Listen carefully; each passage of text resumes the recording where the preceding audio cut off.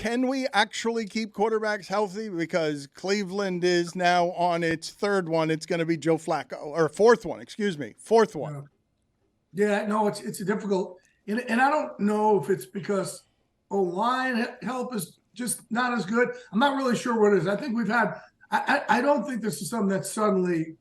Oh my gosh, there's definitely a lot of quarterbacks hurt this year, but there was last year, the year before that, year before that. We've talked about this for a while. Every year, it seems, when you have these injuries, people say, "Oh my gosh, why are there so many injuries this year?" First of all, it's a violent game, right? That's the bottom line. It's a violent game, and I think we love it because it's a violent game. That's number one. Number two, what's interesting also, just about, let's say, offensive linemen. O-linemen, I remember Bruce Arians telling me when he would get rookie offensive linemen, he said, I almost have a different practice for them because these guys have never been in a three-point stance, never really been in a huddle. Everything from Pop Warner to high school to college is all you're looking over on the side over there, and you're looking at signs or these big placards up there, and it's not the same way in the NFL. So I just think finding those offensive linemen, even look, trade deadline, everybody wanted offensive linemen. There's none. No one's giving up offensive linemen because it's just, I don't think the quality of those offensive linemen are probably what they used to be. And that's why you see guys also like Trent Williams and Lane Johnson and Jason Kelsey, who are old school gangster type of guys, still at the top of their game after all these years.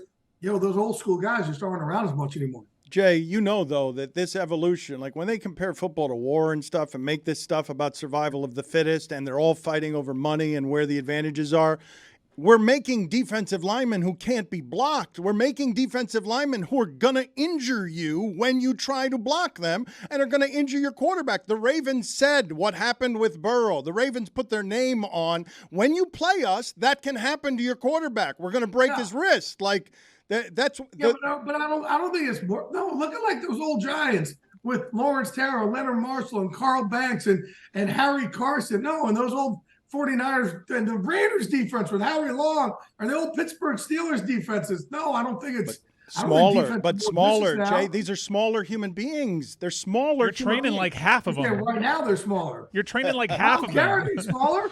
You know how much bigger. Smaller? You know how much bigger Miles is. No, I'm saying that Howie Long is smaller. That the players from that age who are hitting the quarter. Howie Long is not small. I'm not compared to today's I'm not players, saying Jay. small under most circumstances. I'm talking. No, those guys were bigger back then. First of all, I think players are. It's interesting.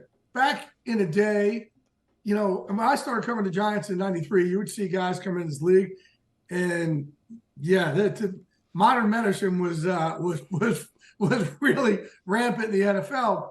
And I think nowadays guys don't have to actually juice like they used to because of the supplement business and because of how much you now know about what you can do for certain foods and different supplements and different vitamins. You don't have to do it. But I think back in the day, guys would come in the league, man, with like freaking 4 foreheads coming out. Are you kidding me? No, I think they were monsters back then. Jay, where do you think Bill Belichick's going to be coaching next year? It's interesting. If we had this conversation 5 years ago, and I told you guys this the last time I was with you, all 32 teams would be lining up. And it's just not the case anymore. Like the style of beating dudes down doesn't work anymore. Doesn't connect. And the reason why I think a lot of it is this right here, because guys are going to the locker and they're getting beat down constantly. Right. And I just had this talk with a head coach recently. He said, no, we're good about keeping everything inside our everything inside here. I said, dude, there is no more inside here. You may think it's kept in your building, but when these guys go to their phones, nothing's kept inside anymore. That old school mentality doesn't work. You can't just say, oh, there's no noise in our building. There's noise in your building because of what these guys see on their phones. You can say as much as you want, oh, get off social media. They're not off social media. It just doesn't happen. So I think guys get beat down so much.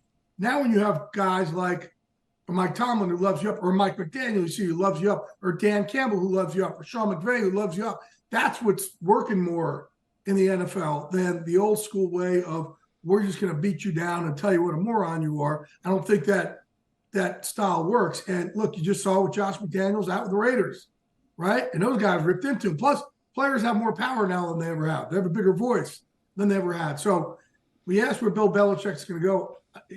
I just think the league has changed where 5 years ago, every team would be lining up for Bill Belichick. Now I think they're going to look at it and say, oh, man, he's definitely a draw. He's definitely great. He, however, does need a good personnel guy with him because their personnel decisions have not been good.